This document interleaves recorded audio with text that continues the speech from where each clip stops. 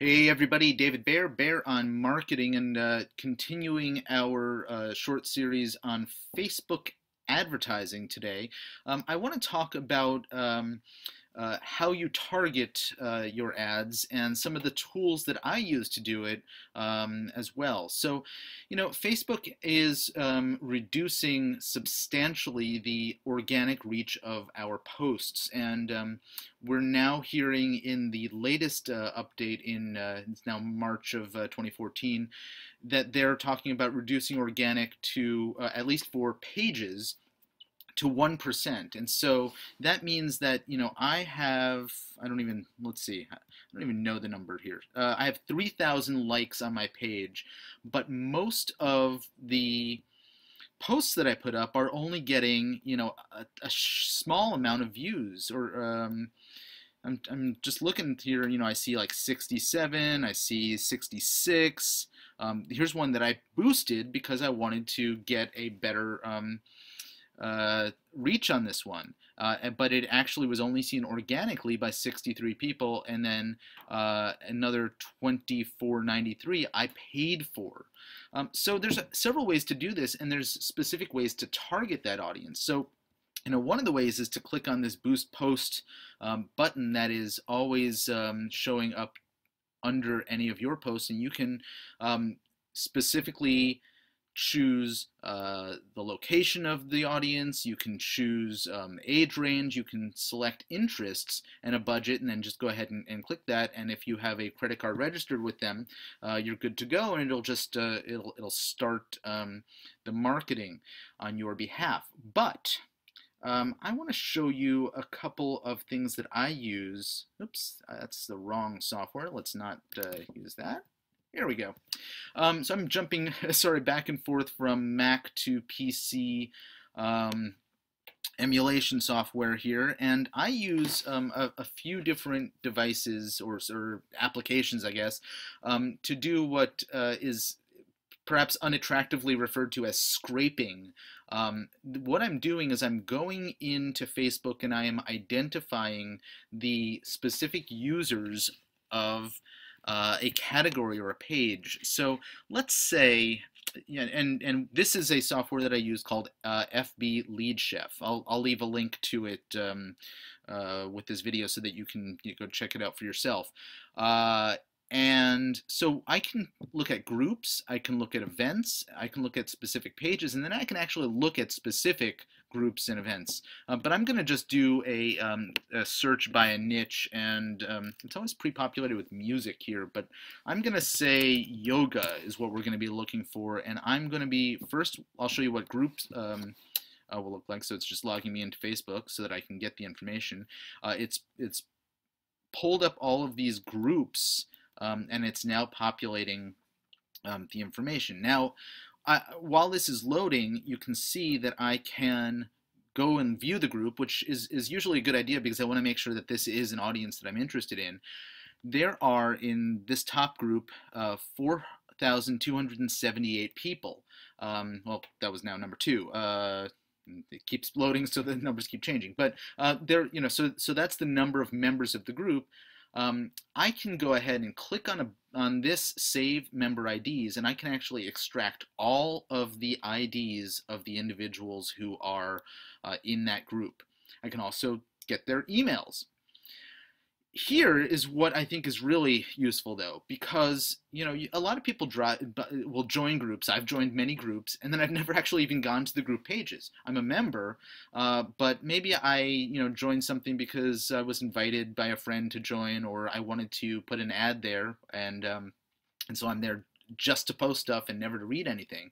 So what they have here in FB Lead Chef, and this is what I use, is this passionate members and then power players. And they have sort of created an algorithm to define what a passionate member or a power player is in terms of the frequency of their activity within that group. So I'm just going to go to this this top group here. I'm clicking on power players. I don't want to waste the time or energy to get their names and emails because I'm just going to be using Facebook advertising resources, and so I just need their IDs. And so this is now pulling out a list of IDs.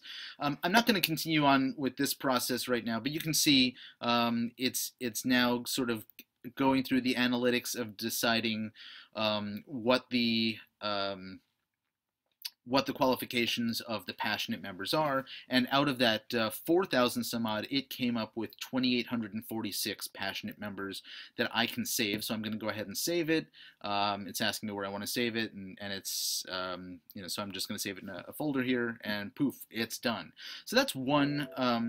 And actually, I'm going to open this up. It's asking me if I want to open it and take a look at it. And this is, I want to show you what it is. All it is a list of the IDs of all of the members of that group who this software has defined as a passionate member. Okay, so this is one of the things that I use. I'm going to jump back over to Mac now, and yeah, okay. And I'm going to show you a second bit of software that I use. It's something called Facebook Group Snatch, or Snatcher, I think is what it's called. And so first what I do is I do a little search. You saw this little drop down here. It's a an extension that I have for Google Chrome, and it works only in Google Chrome.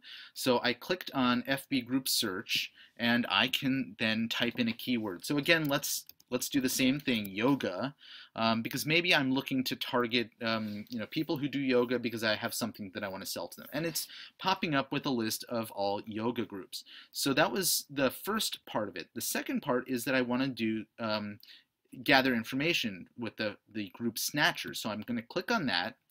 Oops, I have to have to choose a group first. Oops. So let's go ahead and I clicked on the members of this group. And now let's go up here. And it is now updating the user IDs, right? And I can go down here. Whoop. Let's try that one more time. I clicked on the member. There we go. Okay. There we go. FB Snatcher, user IDs, and then let's scroll down. Oh, there it is. Oh, but it keeps reloading because there's so much stuff in here. But that ultimately, and I'll get there in a second. Maybe not.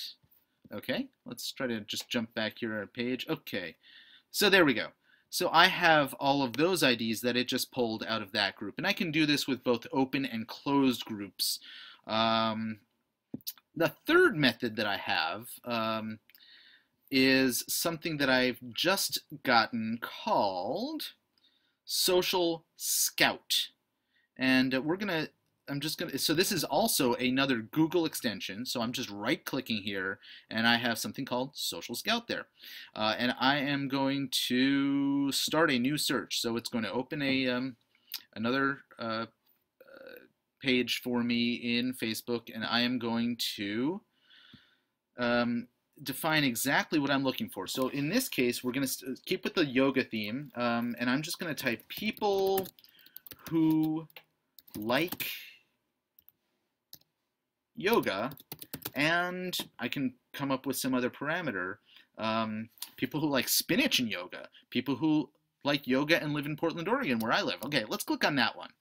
All right, so it's coming up with this list of people who like yoga and live here in Portland, Oregon.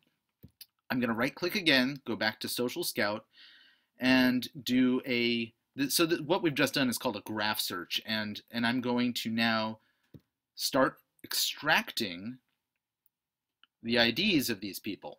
All right, now this is useful if maybe you are working with a client and you want to market, yoga, I don't know, yoga outfits or yoga mats or something to these people, and you want to target a specific area population, a location, and help a local business do their marketing by promoting such and such yoga supplies or yoga studio or whatever it may be, that you can get right in front of people in a specific place. So I'm going to just stop this, and again, it's just a right click and stop.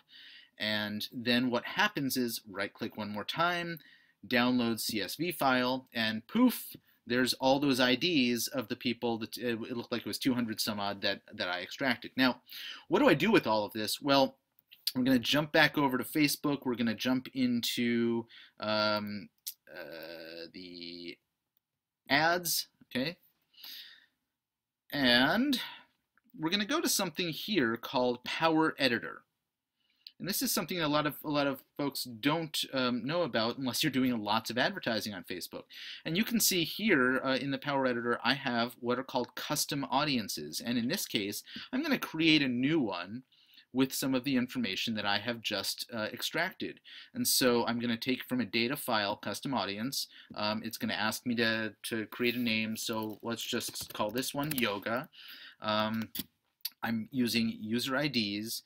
And I'm going to go ahead and choose a file, one of the files that that we just created, which is, let's see if I can actually find those. Target, well, let's just do it this way. I'll just type yoga because I don't think I have too many yoga related things on my, there we go.